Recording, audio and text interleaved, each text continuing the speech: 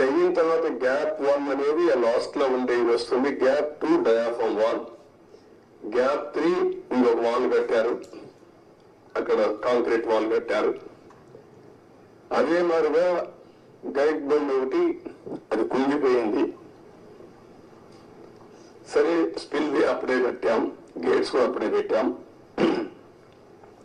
ఇప్పుడు ఇవన్నీ చూసిన తర్వాత ఎన్నేళ్లు పడుతుందని అడిగాను. ఆ రోజు కానీ కంటిన్యూ ఉంటే 2020 ఎండుకు పూర్తి అయిపోయింది ఆ ప్రాజెక్ట్. ఈరోజు 5 ఏళ్ళు అయిపోయింది. ఇప్పుడు ఎప్పుడు అవుతుందంటే 4 సీజన్లు కావాలంటున్నారు మినిమం. 4 సీజన్లు అంటే 4 ఏళ్ళు. అన్ని సవ్యంగా జరిగితే మళ్ళా ఒక వ్యక్తి రాష్ట్రానికి ఒక శాపంగా ఎట్లా మారుతారనేది ఇది ఒక కేస్ స్టడీ. రాష్ట్రంలో ప్రతి ఒక్కరూ ఆలోచించాలి. నేను డిస్కస్ చేస్తాను. ఇంకా మేజర్ కంటూర్స్ మాత్రం నేను మాట్లాడుతున్నా. మామూలుగా చాలా మందికి అర్థం కాదు కానీ సబ్జెక్టు ఇవన్నీ చూసిన తర్వాత నాకు ఫస్ట్ నుంచి టచ్ లో ఉన్నాను కాబట్టి అర్థం చేసుకోగలుగుతున్నా. ఇవన్నీ కూడా ఇంకా టెక్నాలజీస్ లో డిఫరెంట్ కంపెనీస్ కి అప్పచెప్పారు. ఒక messrs Afry India private limited Noida Sweden company, వాళ్ళని సెంట్రల్ వాటర్ కమిషన్ రికమెండ్ చేశారు.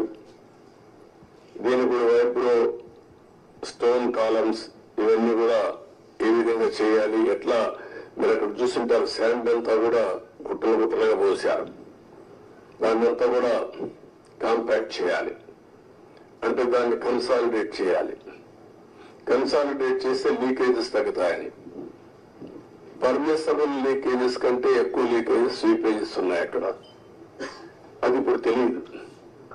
ఇప్పుడు వాటర్ ఫుల్ గా వస్తే అప్పుడు తెలుస్తుంది. మళ్ళీ అది కంట్రోల్ కావాలి. అది కంట్రోల్ కాకపోతే ఆ నీళ్లు వచ్చేస్తే కాఫర్ డ్యామ్ ద్వారా డయాఫామ్ వాల్ చేయలేము. దీన్ని లిఫ్ట్ చేయాలంటే ఇంకొక ప్రమాదం. వచ్చిన వాటంతా లిఫ్ట్ చేయాలంటే దానికి డబుల్ ఎక్స్పెండిచర్. మళ్ళీ ఎంత కాంప్లికేట్ చేయాలనో అంత కాంప్లికేట్ చేశారు. ఎన్ని చిక్కుముడు వేయాలో అన్ని చిక్కుముడు వేశారు. ప్రాజెక్ట్ ని గందరగోళం చేశారు.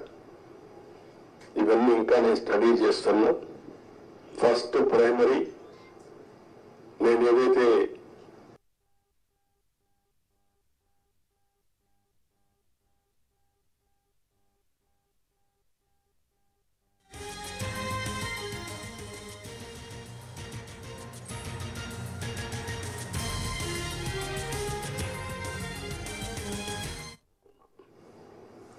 అందుకే మీరు చూస్తే 14-19లో ఆవరేజ్ ఎవ్రీ ఇయర్ 13,600